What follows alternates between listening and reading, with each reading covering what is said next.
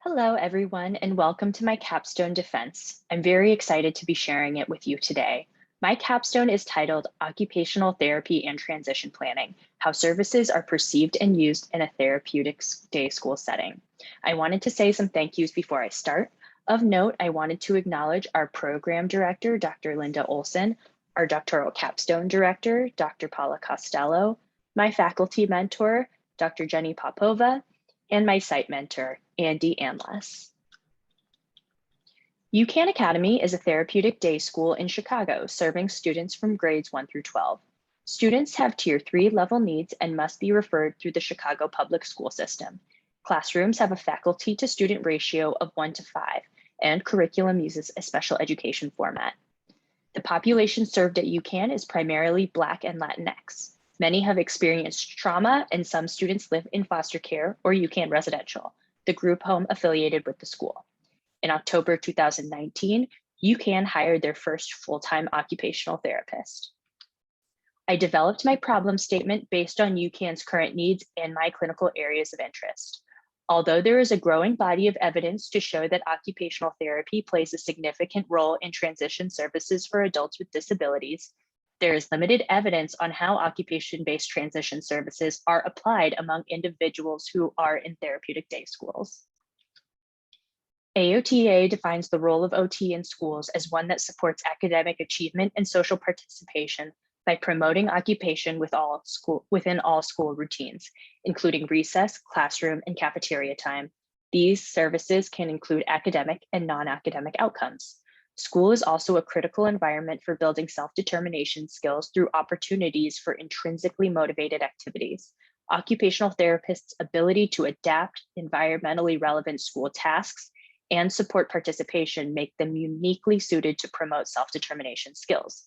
Building self-determination skills is a critical step in transition planning. Juan and Swinth described the role of occupational therapists when dealing with transitions as one which considers diagnoses, strengths, and challenges of the student early in the transition planning process. Schools are the second largest employers of occupational therapists. However, their services are largely dedicated to fine motor services, handwriting, and sensory processing. A study conducted by Shasby and Schneck found that educators see OTs as valued members of the teaching staff, and effective collaboration would depend on appropriate time allocated for communication, collaboration on activity building, and building compatible beliefs and values with educators. The available literature on school-based occupational therapy services and transition planning identifies a common theme of misunderstanding of the profession's scope of practice. Evidence on formal self-determination curriculum is widely unexplored. The available literature about transition planning among students with disabilities primarily addresses students with physical disabilities such as cerebral palsy and ASD. There are few articles discussing self-determination and transition planning among students with social behavioral issues. The study used the Occupational Therapy Psychosocial Assessment of Learning, the OT-PAL, to examine the match between student and environment. The OT-PAL specifically examines the MOHO concepts of student volition, habituation, and environmental fit to understand how they contribute to occupational skill and performance in the classroom.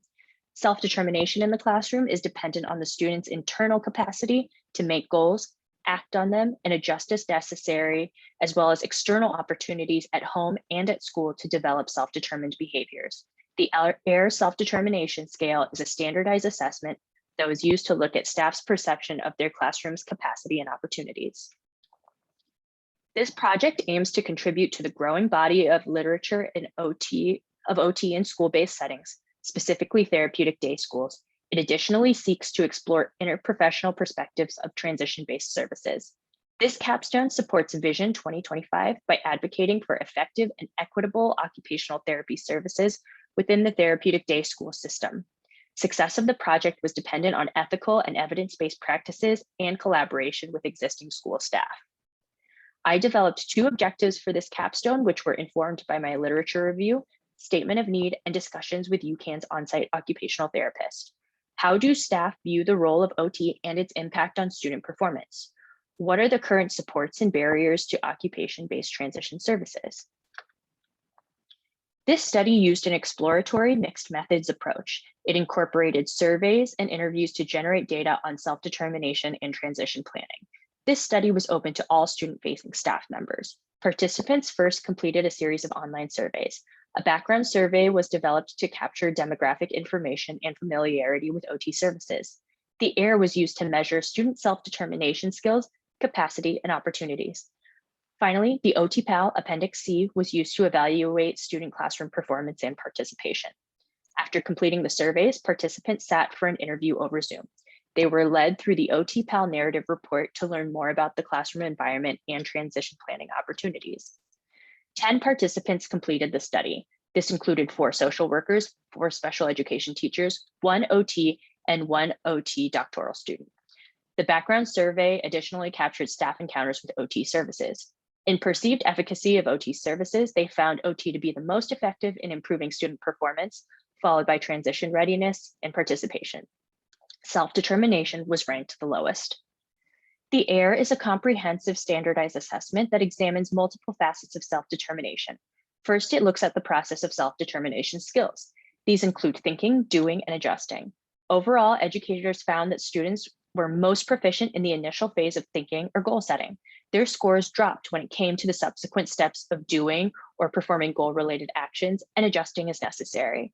The AIR additionally measured students' internal capacity for self-determination behaviors and opportunities to exercise self-determination behaviors in the home and classroom. Overall, educators found that students had the capacity to perform self-determination activities. However, there was often a mismatch between opportunities at home and at school. The OT-PAL measures student classroom participation and performance in their ability to make choices, develop good habits, and participate in expected classroom roles.